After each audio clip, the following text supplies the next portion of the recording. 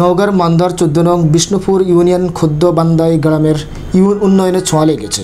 ১৪ নং বিষ্ণুপুর ইউনিয়নের chairman SM. Golam Azam ব্যাপক সাড়া ফেলেছে। প্রতিটি গ্রামে গ্রামে নিজে গিয়ে বিভিন্ন উন্নয়নমূলক কাজ করছেন।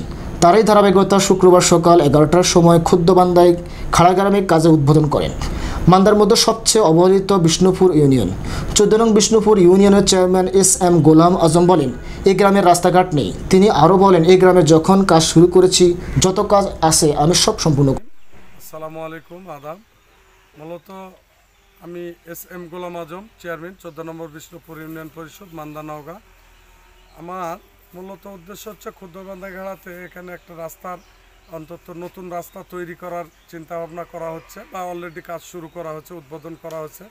আমি জানি আমি দীর্ঘদিন মেম্বার থেকে তারপরে চেয়ারম্যানে আসা প্রায় ২.৫ বছর হলো। ইতিমধ্যে আমরা কিছু পাকার কাজ আরম্ভ করছি, আর একটা কাজ আগামীকাল থেকে শুরু হবে।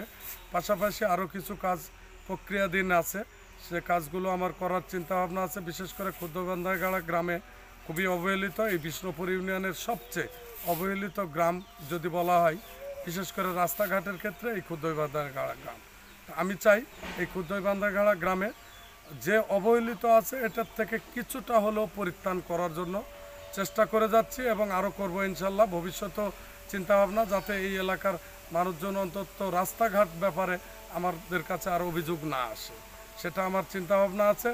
এবং বিশেষ করে আমার বিষ্ণুপুর, আমার নির্বাচনের আগেই বলা আছে ডিজিটাল বিষ্ণুপুর, এখন ডিজিটাল পার করে সরকার মহোদয় যেমন স্মার্ট বাংলাদেশ করার চিন্তাভাবনা, আমারও চিন্তাভাবনা। আমি একবারে স্মার্ট করতে পারবো কি না জানি না, তো ডিজিটাল করার চেষ্টা করব, স্মার্ট করারও চিন্তাভাবনা আছে। সরকার মহোদয় যথেষ্ট কাজের অগ্রগতি আছে, আমরাও চেষ্টা করছি।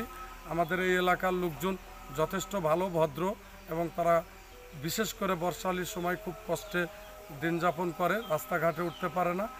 সকল আবাদ ফসল থেকে কৃষি প্রধান এলাকা, গরিব এলাকা, এই এলাকার উন্নয়ন হোক, এটা